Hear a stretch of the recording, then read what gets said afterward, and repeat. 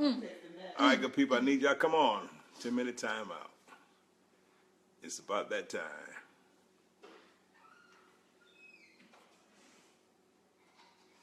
About that time, good people.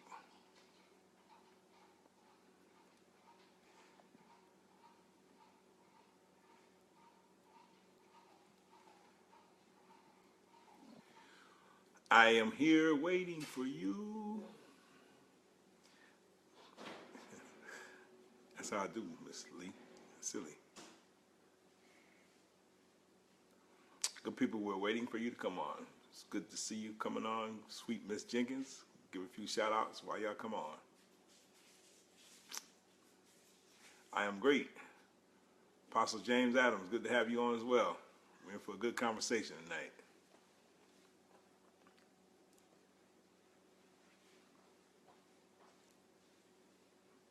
Ten-minute timeout, and after that, we're going into real talk, relationships.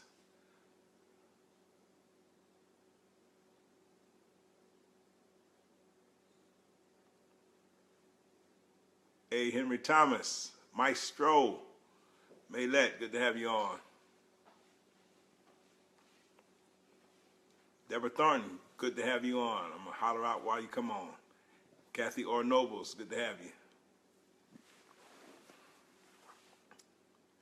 Hey.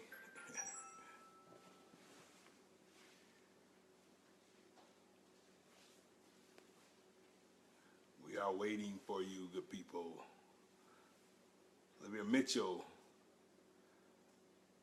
Yeah, y'all share that video. Share the video. Let people know we're on. Let the people know we're on. Y'all push share. Pearl McNeil, good to have you on. Yeah, y'all show the brother some love. Y'all hit them hearts up there.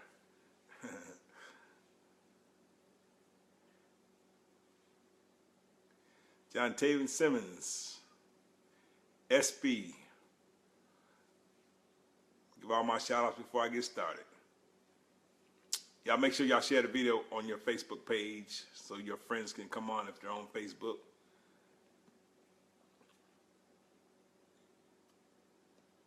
Because I am excited about tonight, as I am every Thursday. And I definitely do not take for granted the fact that y'all come on Thursday nights.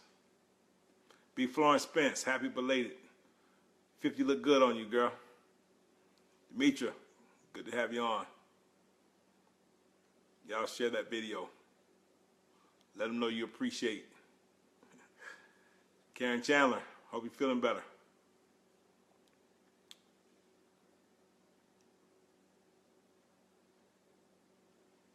Lynette Noah, good to have you on. How you doing?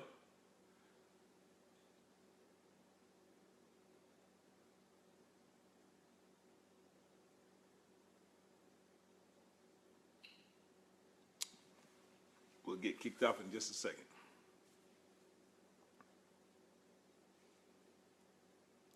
Samantha Green, all the way in Fort Valley.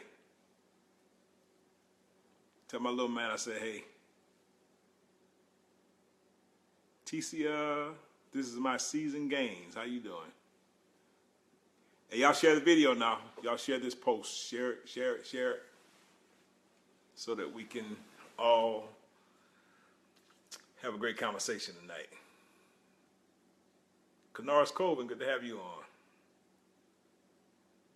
Warren Robbins, that's right, Samantha. I forgot what I said. Buckwheat. Roger Hodge, good to have you on. Christy, y'all share this video now because I'm going to get kicked off in a second. Dwayne, what's up, sir? Carla Jenkins, that's right, y'all share this video. I hate to keep repeating myself, but I need y'all to share it. Brother Colson, Shaquita. Nicole Holmes, I want to get at least about 500 y'all on here. I'm going to get started. Y'all share with y'all friends, we get about 1,000 tonight.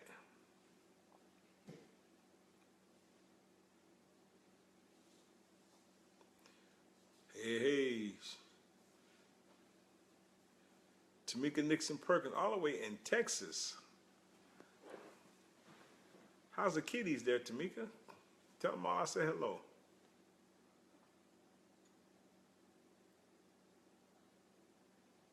Miss Janie, hello, hello. What's up, Sir Christy?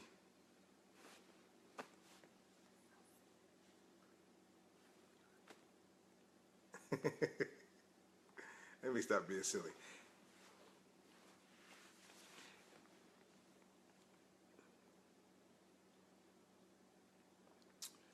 Dora D. Muff, good to have you on. Candace Latoria, what's up, girl? All the way in the ATL. Tamika Bradley, about to do 20 years of marriage? Yeah, that's right, this weekend. Anthony Copeland, what's up, bro? Curtis Hawkins, get Latoria on this line. Hey, y'all share your videos. I'm going to get started. On a serious note, I'm about to get kicked out right now.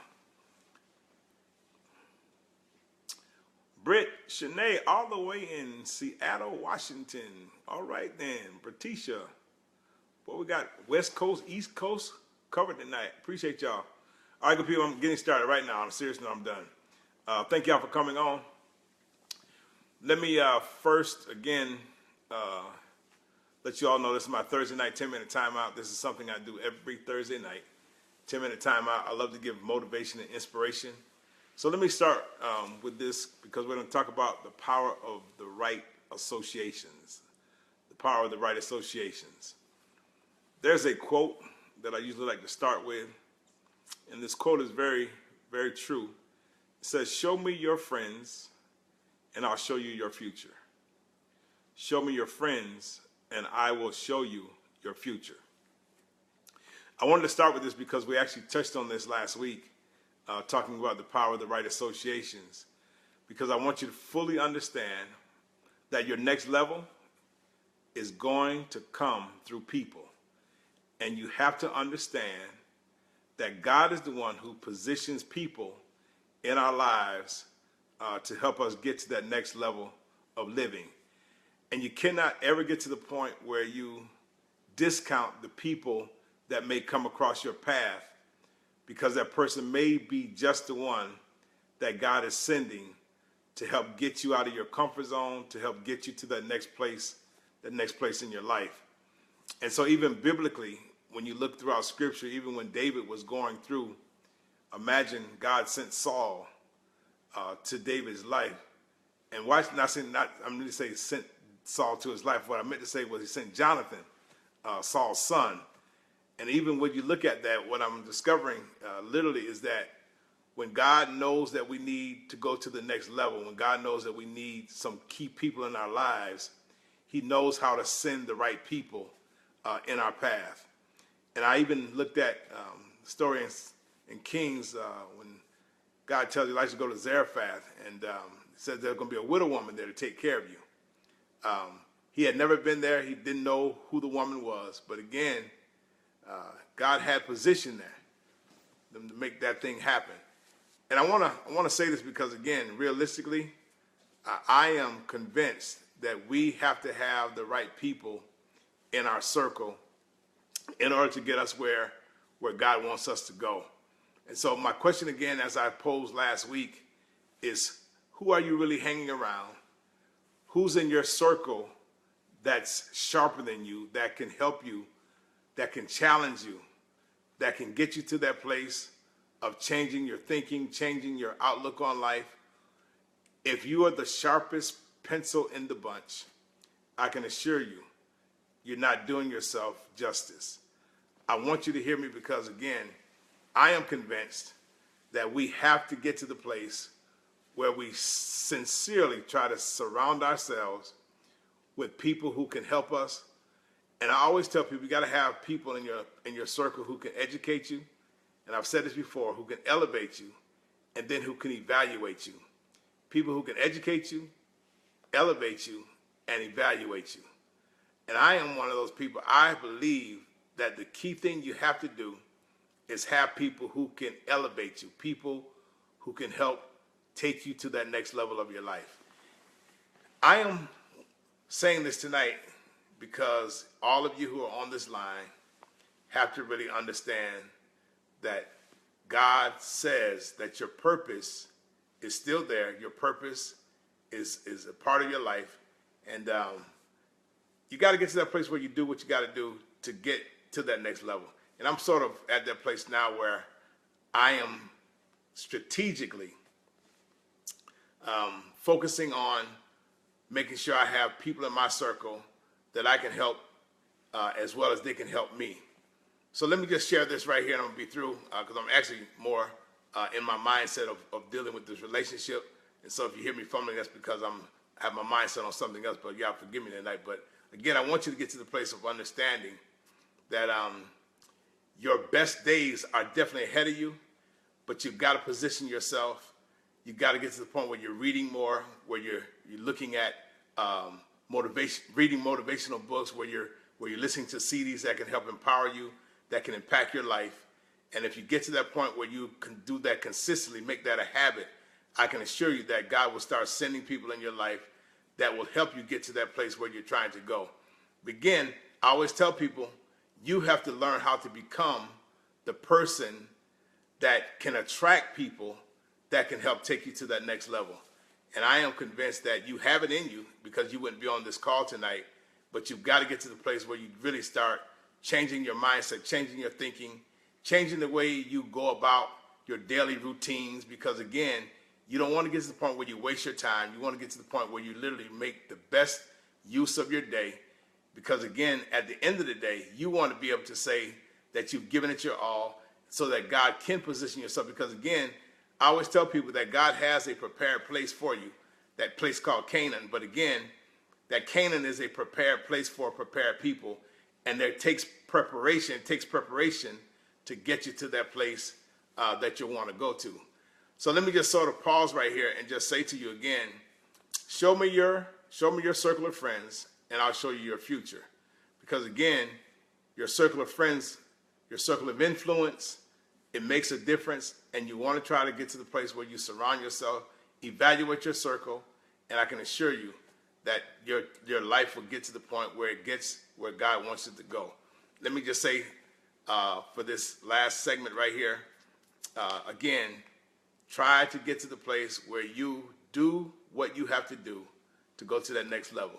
Now let me just stop, and I'm going to take about 30 seconds, and I'm going to go to my real next segment, which is on Real Talk. And again, I appreciate y'all coming on a little shorter than the 10 minutes I normally do. But again, I really have some stuff on my mind. I want to deal with relationships tonight. And so I want y'all to come in. I'm going to give you about 35, 40 seconds, and we're going to go live with Relationship Real Talk. And I thank y'all so much for being patient. So let's take about 30 seconds. Y'all send your friends on now, and I'm going to that next segment very quickly.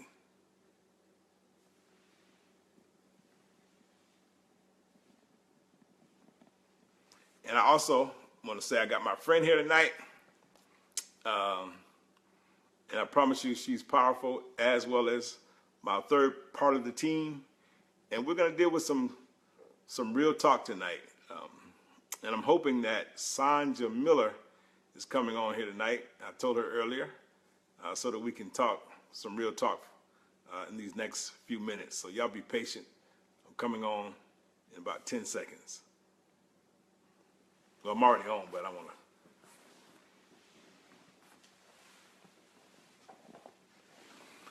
All right, let me introduce my co-partner here. That's Miss Elise Harney Sanders. Sanders Harney. Y'all forgive me, I'm fumbling tonight. But anyway, I want to just thank her for coming over. And this is Real Talk. And I am definitely appreciative of you guys hanging on. So we thank y'all for coming on tonight. So let me just start right here. I really want to continue the conversation that I had last week as it relates to healthy relationships / unhealthy relationships. And I ended last week talking about, and you can see, again, we have Miss Elise here with me, and that's my partner. That's my sister, and she and I are going to partner tonight and help really give some information on these great relationships that you guys want to form or already have. So let me start right here. Last week I was talking about the conversation. We had the conversation rather as it relates to, we talked about commitment. We talked about why men sort of fickle at times. And again, I try to tell you that what we have done as young men, when boys are 5 years old, 6 years old, somebody's always asking them, what's your girlfriend's name? And when they get to be teenagers, somewhere in that neighborhood of 12, 13 years, that age of 12 and 13, they're asking now how many girlfriends you have. And that literally set us up to be undisciplined as it relates to men, as it relates to committing in relationships. And it's not an easy thing to break, but again, it can be done.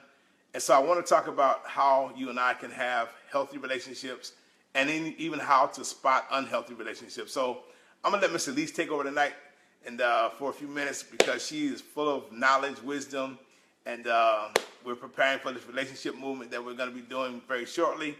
So I'm going to let Miss Elise take over, and she's going to spill the beans tonight, and I'm going to come back and do the same. Hi, everybody. One of the things that we would like to address tonight is healthy and unhealthy relationships. How do you identify them? One of the words, and it's funny, in America, we have an issue with healthy. Eating healthy, it's always some kind of negative connotation with healthy. Anytime you say something to somebody about we need to get on a healthy diet or eat healthy food, we're saying we don't want healthy. We don't want healthy because it doesn't taste as good as regular food that feels good. The other thing that we don't want healthy is because healthy is more expensive. When you go to a restaurant, it costs more to eat healthy. It's very easy to get a cheap meal and go to McDonald's and get something that's not healthy that will clog you up later, but that'll give you a quick fix. But in order to eat healthy, you have to really take time and think about how many calories is in this? Where can I purchase this from? So healthy requires effort. So that's one of the first things. The definition of healthy is something that's prosperous and sound. Healthy does not necessarily mean something that tastes great and look good. It's something that's prosperous and something that's sound. I always say that the best way to identify a healthy relationship is to talk about what an unhealthy relationship is. I always define unhealthy as anything that extracts, diminishes, or dilutes your sense of self. If something is distracting, if something extracts something from you, that means you're this person and something unhealthy pulls it out of you. Not necessarily the good things, but the good components. It starts stripping you of those core things that make you who you are. Something that diminishes means that you might have a gleam or a shine, but over time this thing is wearing on you, and instead of you getting brighter, you get more and more dull. And the last thing is dilutes. You might, or delusion, it'll dilute your sense of self. You might think you're a pretty decent individual, but when you're in something that's unhealthy, you'll start to see yourself the way that person is seeing you with these jaded senses of perception. So if they think that you don't deserve them, they might start putting some unhealthy images of you on yourself, and you start looking at yourself the wrong way. I always say something about healthy and unhealthy relationships. They both require something that can work in a positive and a negative, and that's investment. There's a term that I've come to grips with. It's called an ROI. It's a return on investment, and simply means when you invest into something, you're expecting a return on investment. You're expecting what I call reciprocity. Reciprocity means what I'm putting in, I am expecting to see that grow and come back at me. Now that can work positive and that can work negative. The Bible says, for as long as the earth remains, seed time and harvest. So there's some type of reciprocity that's already in the atmosphere. What happens though in relationships is women do it, men do it. We sometimes believe that investment means obligation, and that's where we mess up. We think that in order to stay invested in this relationship, I'm going to give this man a baby, I'm going to give this woman a kid, and now they'll feel obligated to this relationship. That is the breeding ground for something unhealthy. Unhealthy investments are, I'm going to spend millions of dollars in a wedding when I haven't spent 10 minutes in the relationship. That's an unhealthy investment. We might think, well, we're going to spend all this money and go on these great trips that we are going on together, and that's going to give us some time together. And so what are you looking back? The only thing you can get back from that is another good trip. But what we don't spend time investing in is communication. A lot of times one of the biggest issues in healthy relationships is the lack of communication, the lack of clear communication, the lack of consistent communication, and then the lack of honest communication. And so what we don't spend time doing is tearing down the walls that cause people to lie and that cause people to be dishonest in relationships. That's a return on investment. When I find a way to get you to take your guards down so that we can have clear communication, that is the way that I am putting an investment into the relationship, and I'm expecting a return on that, if that makes sense. That makes great sense.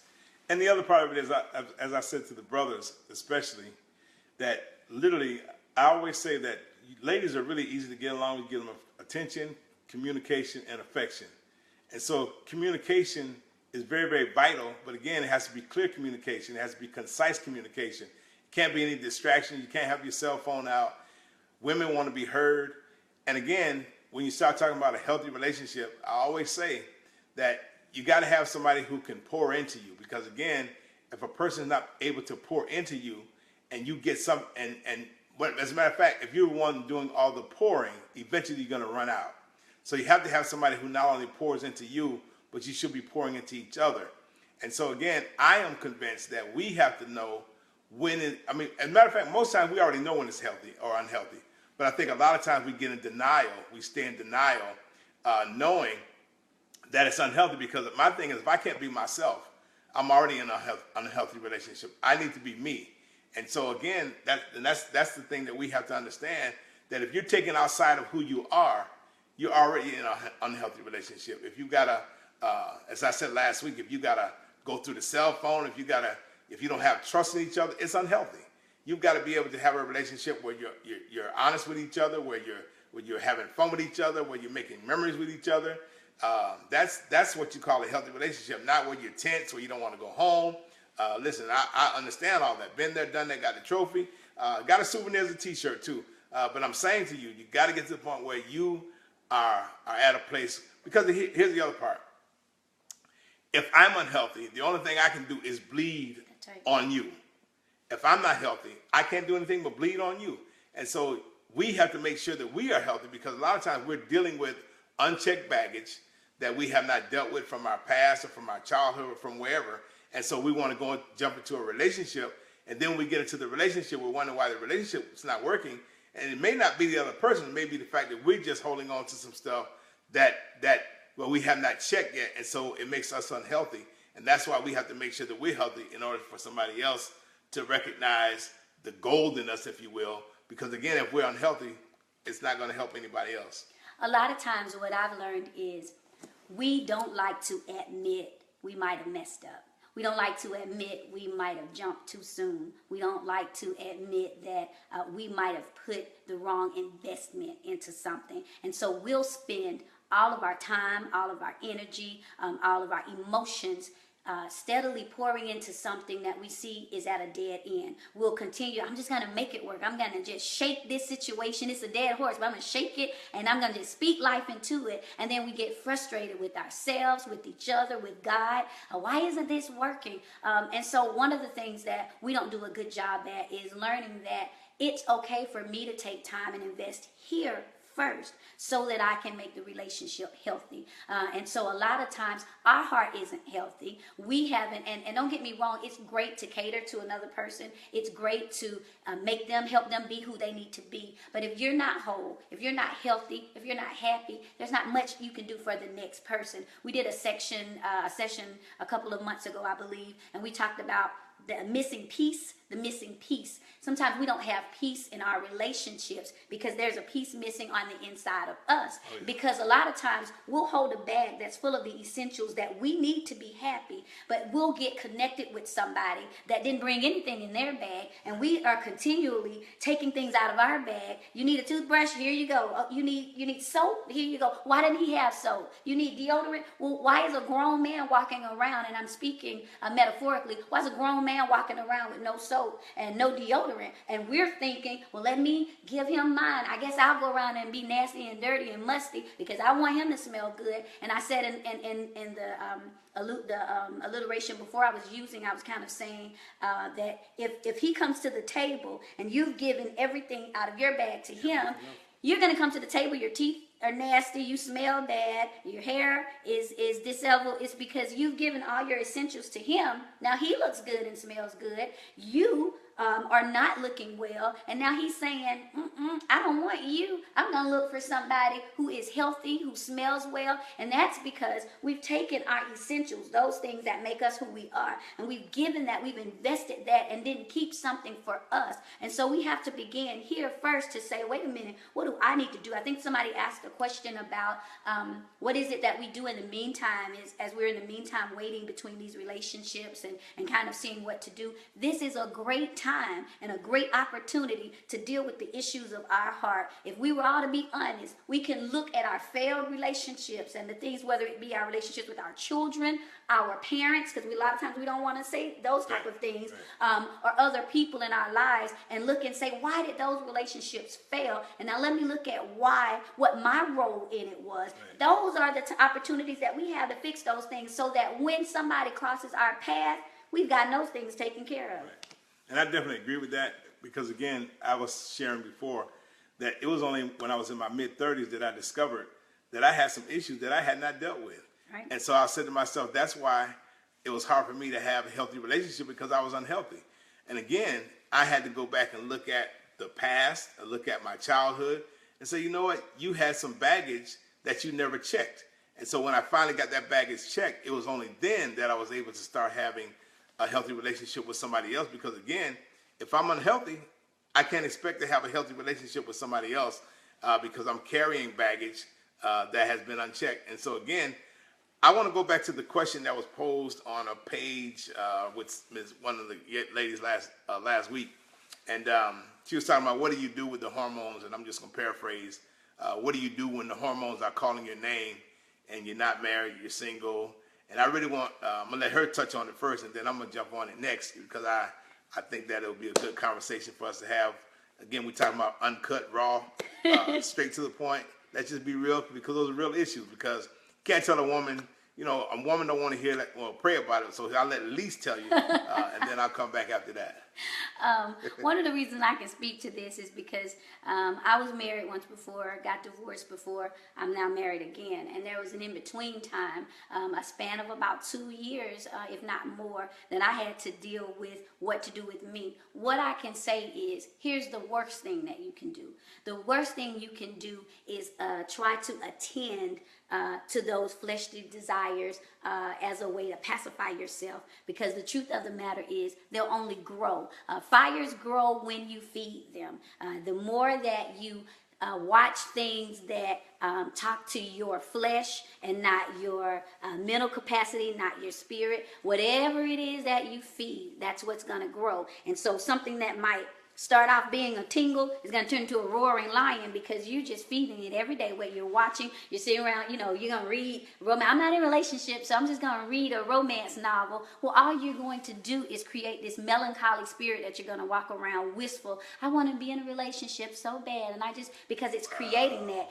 If you turn around and all you're doing is watching these this reality TV with these awful catty relationships, then you're going to walk around with a demeanor that might not be yours, because you see women that's walking around in entitlement. Well, when a man comes this way, he better have A, B, and C, when you're not sitting around saying, wait a minute, if I want to be in this relationship, believe me when I tell you, a lot of people that are in between relationships, it's not like you all don't have jobs or children or other responsibilities. So it's not as if you don't have something you can be investing into. If all of us were to be honest, even if I had a free week right now, I can think of a million things that I can do to add value to myself mentally, that I can add value to myself spiritually, that I can add value. You know, a lot of us, and I'm saying us in general, we can become very self-centered. So in this in-between time, we're always saying, well, what can I do about my hormones? Well, what have you did about society? What have you did about the community you live in? When's the last time you volunteered? When's the last time you invested your time and your energy, or your, you know, the things that you do into somebody else? And I'm not saying that you don't, but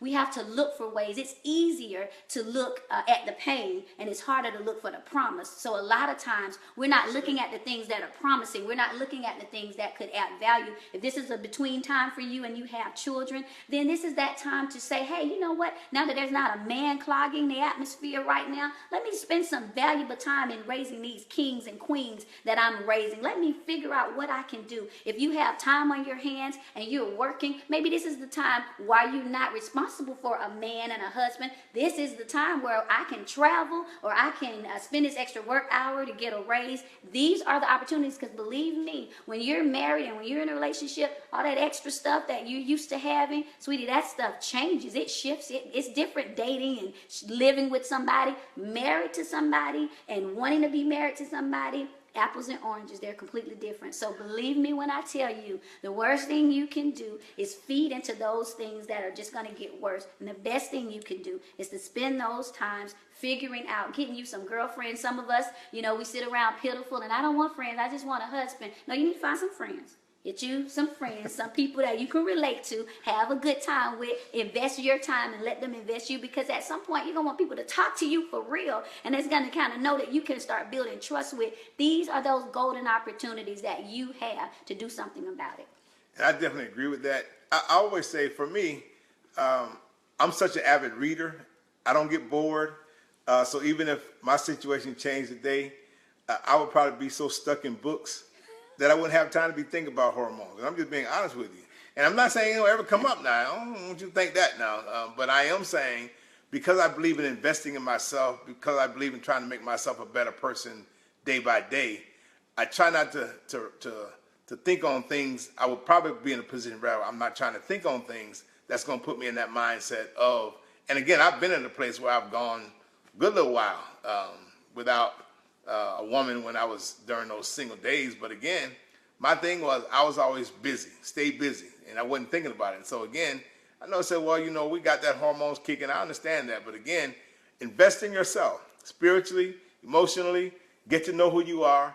Because again, the more you spend time with self, the less time you'll have to focus on the other stuff. And again, I think society, TV shows and everything else, they make us feel like I got to have a man, I got to have a woman.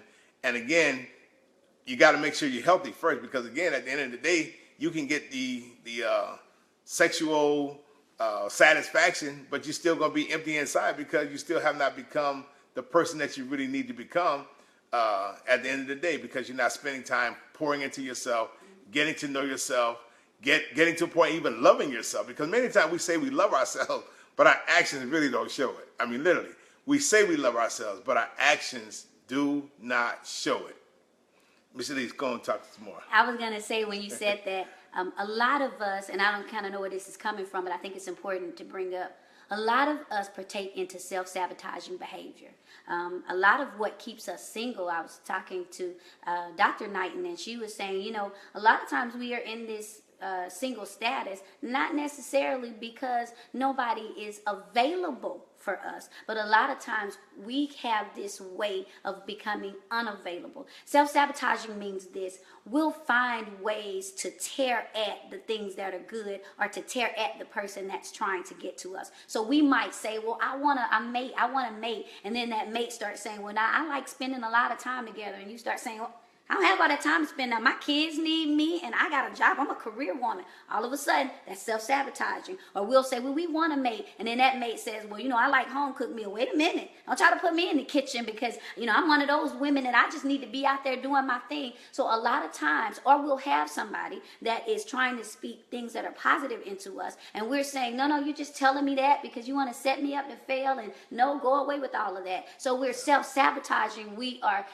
recognizing those things, or we know what's unhealthy. How many times have you found yourself dealing with the same type of unhealthy person over and over again? This can go from a man and a female. That's self-sabotaging behavior. That's you saying, this was unhealthy for me and it did not work, but because it's what I'm familiar with, I'm just going to go back to that. And I know I'm going to wind up unhappy, but that's familiar. So I'm keeping the good things away, because I would rather, just to fill those void, hold on to something that's familiar. I've always always heard that a lot of times we have this awful mentality that I'd rather deal with the hell I'm in than the hell I don't know. Well, I'm telling you, you'll never get anywhere staying in that whole familiar thing. I just said earlier that unhealthy is something that diminishes, dilutes, or takes away your value, extracts something good from you. And so how do you tell that you're not happy? When you are the person, and it's like a balancer. If you're the person that's always putting in the pot, if you're the person that's always making it, if you want to know whether something is healthy or unhealthy, take your hands off of it for a minute. Just say, I'm gonna fall back for a second, and I'm not gonna make the calls this time, or I'm not gonna recommend that we do this, or I'm not gonna be all over him or her, or I'm not gonna suggest that we do something together. I'm not gonna do that. And then you wait to see what kind of ROI you're having. It will give you a good indication of what you already know. There you go, something you already know. You know why you're tired, and you know why you're oppressed, and you know why you're just always feeling like, oh my goodness, because there is no reciprocity. You're putting in, but let me tell you something. Somebody's benefiting. You might not be benefiting. Somebody, because every seed, because it's biblical, every seed that goes into the ground, it's reaping a harvest somewhere. So something to take away from this, if you aren't benefiting, you need to be wondering who is. Ooh, I don't know if I can say anything after that. I don't want to stay on here all night, but that's my partner right there now, and Tracy will be on with us next week. I think we're gonna do a separate segment, a separate time frame for this, because again, I think that this is very much needed, and this is really just a kickoff. I ain't gonna say kickoff. This is a prelude. Is that the right word? Of what's to come. We have some great sessions set up, and I'm really looking forward to partnering with these three, the three of us rather, Dr. Tracy, and I need to call her Dr. whatever, because she be on it. And we're going to really try to put some things together that's going to make a difference in the lives of relationships. Again, we're speaking from experience. We've both been in unhealthy, well, all three of us been in unhealthy relationships before. And we're just trying to help other people to make better decisions than what we've done. And again, it's one of those things where you have to know for yourself what you're dealing with. I mean, you can't, the one thing you don't want to do, and I'm saying this in all honesty because I've been there, the one thing you don't want to do is keep fooling yourself. You already know the answer. I mean, trust me, you already know. And maybe you're just waiting for somebody to tell you what to do. We're not here to tell you what to do, but we're here to let you know you already know what to do. You already know what you're dealing with. You already know what makes you happy, what doesn't make you happy. And so, again, we're not here to try to get nobody divorced. We're not here to try to mess up nobody's home. We're just here to help you understand. Be honest with yourself. What the phrase that says, to thine own self be true. You got to do that. You have to be true with your own self. Because, again, if you're not, I don't know who else will. So we're going to I'm going to let Miss Elise close out whatever she wants to say. That's my girl right there now. I mean, these three are just amazing, these two. That's why I like surrounding myself with right people. That's why I talked about the right associations earlier. You got to have people in your circle who can really help you become better. And these young ladies here are like my right and left hand, my front, my back, everything else. And I am so grateful to call Elise friends and her husband, man. Those are some great people. And I promise y'all the best is yet to come. Elise, close us out with something. You share some more information. You got so much stuff. What I'll close us out with is this. One of the hardest things that I found that we do is speak positive affirmations to ourselves.